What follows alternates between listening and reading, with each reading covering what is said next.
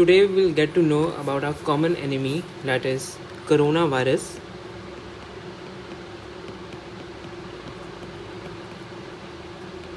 We will talk about the common things about coronavirus, as in what is coronavirus, what is the structure of coronavirus, how it attacks us, what is the pathophysiology of coronavirus, and what are these mutants and why are there so many mutants. So let's just start with it. Coronavirus belongs to a family called Coronaviridae. It has two other members which have already caused pandemics in the recent past, which you may remember. That is, one is SARS, the other is MERS. SARS stands for Severe Acute Respiratory Syndrome. It occurred in China in the year 2003, and MERS is Middle East Respiratory Syndrome, which started from Saudi Arabia in the year of 2012. This current coronavirus, as you may know, it's called as COVID-19 or SARS-CoV-19, and there are multiple names. Here, N stands for novel because it was first time identified. 19 stands for 2019. That is the year it was first identified, so the name stands for SARS-CoV-19. So the virus was first identified on the date of 1st of December 2019, was the first case identified in Wuhan, China. Next we have the first case in India. First case in India came on 30th of Jan of 2020. First case in India. Then on 11th of March 2020, it was declared as a pandemic.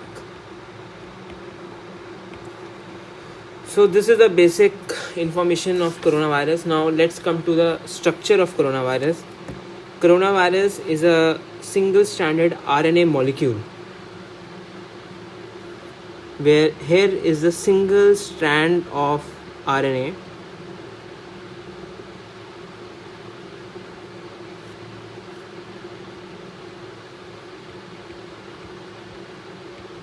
covered by a layer of protein made up of capsomeres, having some special proteins on it. First is the spike protein present on it, having subunits S1, very important. Then we have a nucleo, and this capsid layer and this viral single-stranded RNA molecule are together called as a nucleocapsid. Then we have a membrane proteins, these, and then we have an enveloped layer over the whole of the virus. So this enveloped layer, what does it do? It is a lipid susceptible layer.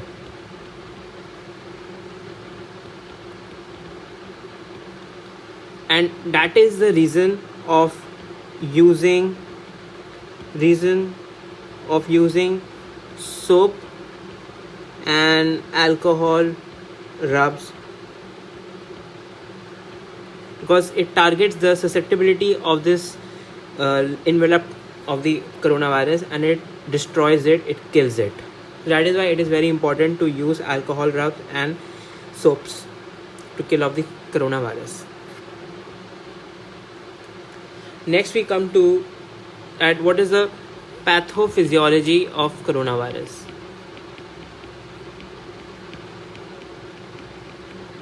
That is, what is the nature of the attack of coronavirus, how it attacks us. So now let me just draw a symbol painting for human. Now this is our near ear. This is our trachea, which further divide into two bronchi, and then further leads into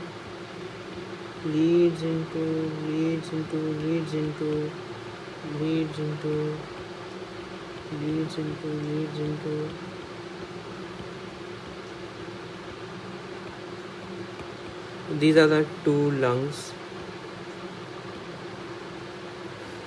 So, and we have some ciliated epithelium in our nasal cavity. Now let us talk about the virus. So this is the virus. This is the virus. This bad boy is not this. This virus is present in the air in the form of aerosols, droplets, and nuclei. So it is in the air, it's everywhere. So now we inhale this coronavirus. It attaches itself onto the ciliated epithelium via receptors, presence of ACE2 receptors on the nasal ciliated epithelium via S1 spike proteins. These spike proteins that we talked about, it has a subunit called S1, using which it attaches itself to the ciliated epithelium, nasal epithelial cells. Then it attaches itself, it enters the cell, it replicates itself, it forms new bodies, and some of these bodies, they are released into the blood supply of the body. Some are released back into hair, some are disposed of into the air via hair. Let me just change the color. Some travel back into the air, they are released back into the air as new coronavirus. Some they travel, they propagate here, they go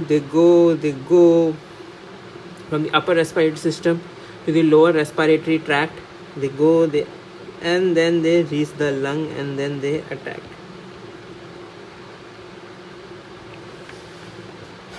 So once they go, they attack the cell. Now let us talk about the strains of coronavirus. What are these strains? What are these mutants of coronavirus? So basically, let us start with what is happening in coronavirus, be it any virus. The common cold that we usually have, it is by a influenza virus. It also mutates itself and forms new strains by the process of recombination, reassortment, and point mutations. These points mutations and reassortment, they are very random. Nobody can predict them really. Whereas this coronavirus doesn't go under reassortment, it goes under recombination, which is a much simpler process. And there are some point mutations which happen during the replication of virus, also called as copying errors. So these things lead to different genetic forms of the virus, ultimately culminating into different strains. So now let us understand what really happens while mutation. So here I go, let me just take blue. So this is one coronavirus with its single stranded RNA molecule. Then we have another coronavirus with its single stranded RNA molecule. So both of these, suppose myself, I have both of these coronavirus in a particular cell of my body.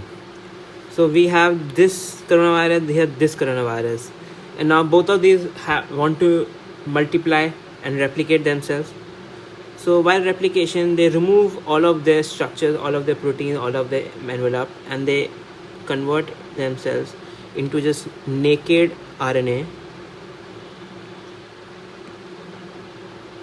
ready to be replicated.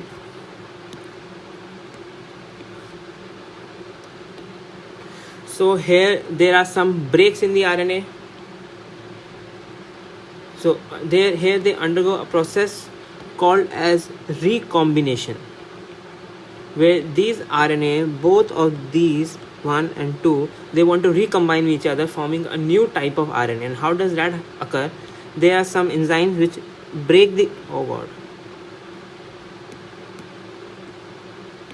okay, so this is the RNA. They break the RNA into small pieces, and the other one also is broken down into small pieces. Some of these join together to form a new RNA, and some are just left here. So here is a new RNA, and some are just wasted here, and this new RNA is a new mutant variant of RNA. So that is how a new viruses are formed, and then these multiply and form new copies. They also multiply, and there is always process of recombination and point mutation occurring at every level of replication. So that is how new mutants are various. Now let us talk about the mutants that are currently in hold of the whole world right now. So it all started with one of the most important variants is the UK variant, that is the B117. This is the UK variant which traveled across the world everywhere. It eventually came into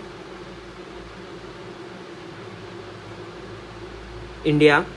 Eventually came into Maharashtra. It got mutated here, and it formed the strain called B1617, which is a double mutant strain, which is the current cause of this second wave of coronavirus in India. Double mutant variant B1617. Then obviously it spread across the country. Delhi also has got it right now, double mutant. It went to Bengal, West Bengal, Bangladesh, and it mutated there, forming a new variant which is called as B1618, also called as a triple mutant variant. Sorry for my handwriting, I am pretty bad these days, my handwriting. Triple mutant variant. Then both of these, yesterday only I got to know about a new variant which has been replicating and spreading in south of India. Now it's called as the Andhra AP variant, Andhra Pradesh variant, which is basically a combination of double mutant variant and the triple mutant variant, and it is called as the N440K variant. It is supposedly 15 times more virulent than the double mutant, so it makes it very difficult. Now since there are so many variants that are coming, each time a new variant comes, the effectivity of a previous coronavirus vaccine, it decreases, and hence with further in time, every company will have to modify and launch a new coronavirus vaccine that is up to date with the new variants, providing the effective vaccination against it. And we may have to go under multiple rounds of vaccination over the years.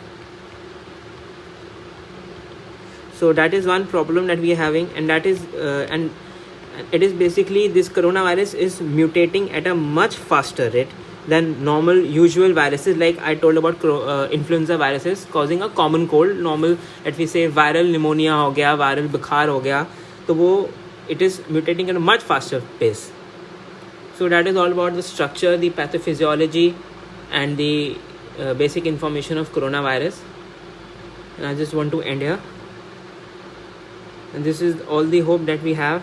We have to save our planet Earth. We are just living. We need to care for it because it cares for us. Signing off. Thank you.